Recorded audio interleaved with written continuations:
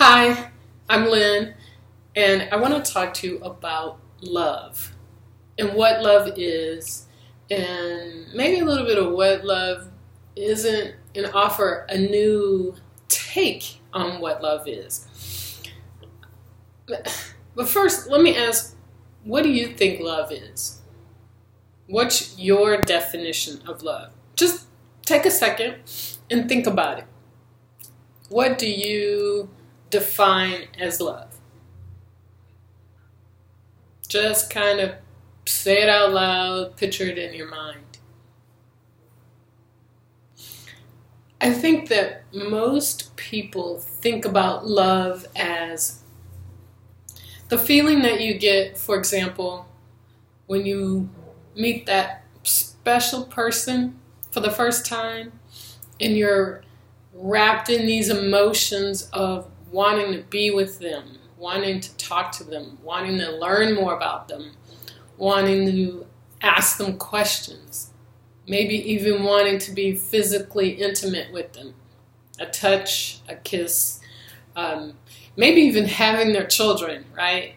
And that could be for women or men, that you are wrapped in these feelings of just wanting to always be with them.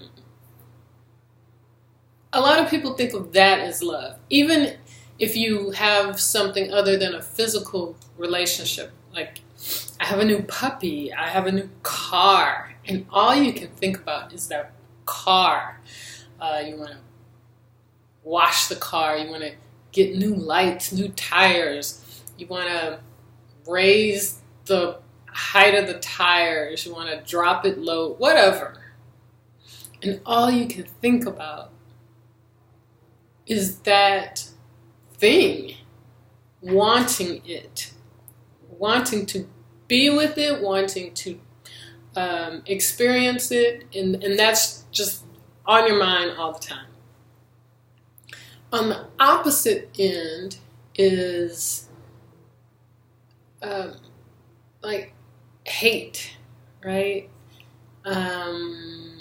Not wanting to be with someone, wanting to separate yourself from someone, wanting to get away from a bad situation, a situation that makes you feel bad. It could be a spouse, it could be a parent, it could be a best friend, it could be a coworker. But again, that usually centers around dealing with what you want or what you don't want, right? You don't want the physical abuse. You don't want the verbal abuse. You don't want to do that job. You don't want to deal with the situation that person is putting you in. And so you want to get away from it, either out of fear, like I don't want to be physically abused again, so there's fear that this person's going to do that, or whatever. It could be anything. But again, it's about want. It's about extreme want or extreme aversion of the situation. I'm proposing that love is actually doesn't have anything to do with want. I want to be with that person. I want to marry that person. I want to have their child. I want to, look at my new baby. I love this baby. It is part of me. It is mine. But I'm suggesting that love doesn't have anything to do with want. I'm referring to particular states of being doesn't quite actually describe what I'm talking about. So let me just talk about meditation and different states of meditation. And there's what I call a 0 point place where, say, let's go back to that want, that love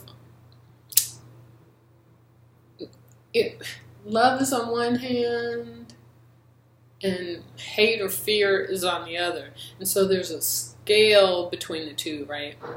Where total admiration and want and desire and love is on the infinity side, one side of the scale, and hate and fear and the want to avoid, it's on the opposite end of the scale.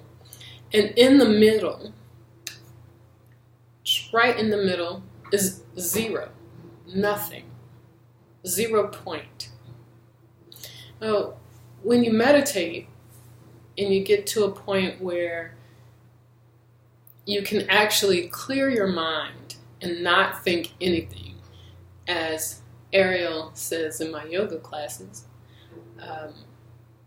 no to-do lists, no lists, no to-do lists, no shopping lists, no work lists. Don't make any lists, just be.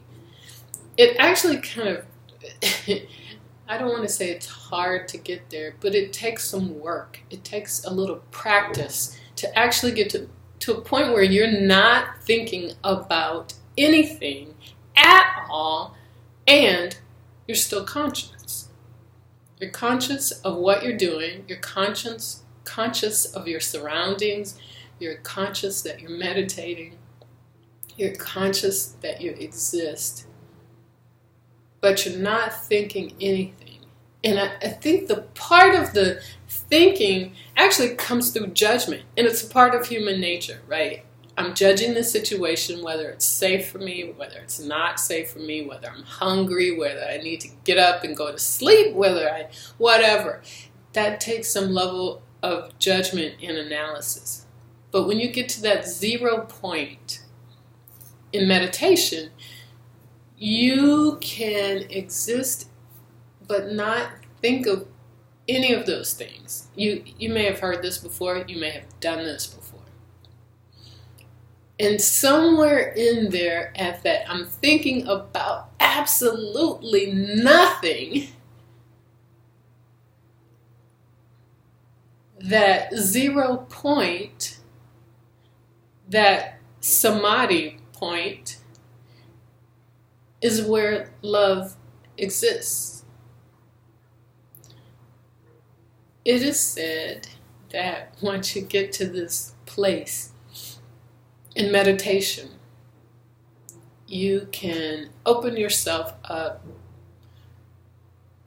I don't want to be cliche and say the world, because actually the connection is beyond the world. And when you get to this point, there is this feeling of connection to everything, no judgment included. And that is what I'm suggesting that love is. For people that are Christian, or even if you're not Christian, I think many religions understand the view of Jesus. That what would Jesus do? That feeling and emotion that you just accept everyone. You don't have any judgment at all.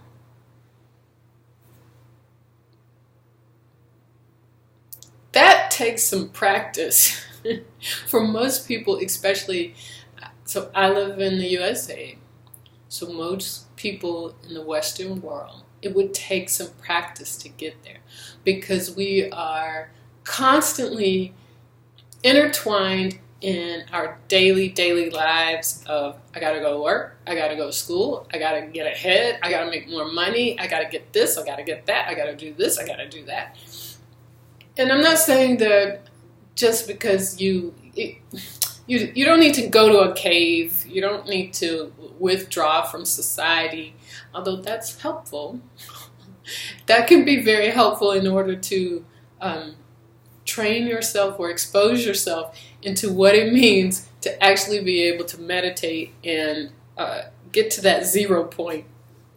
But it's not required that you totally withdraw from society. There are a lot of distractions in society, but it's not required. You can get to this point, yes, through meditation.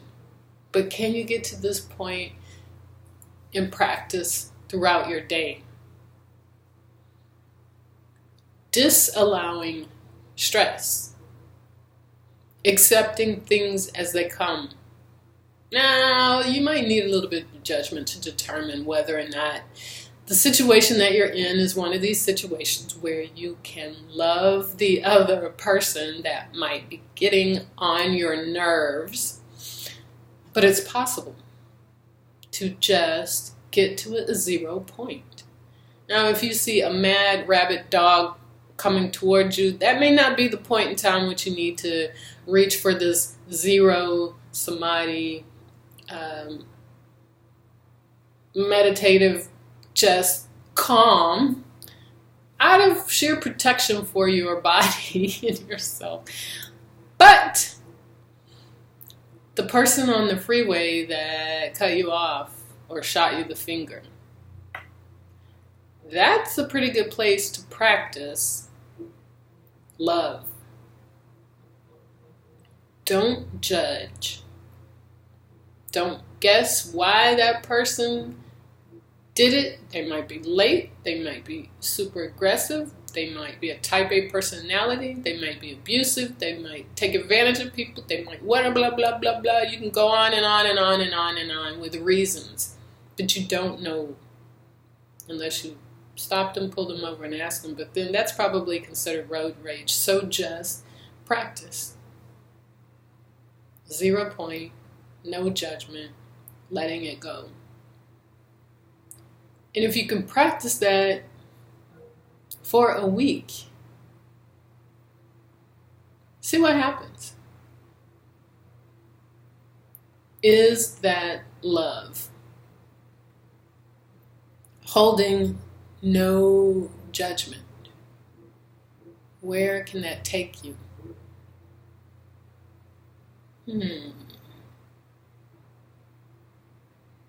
Thank you for watching. I hope this opens up something new for you. Have a good day.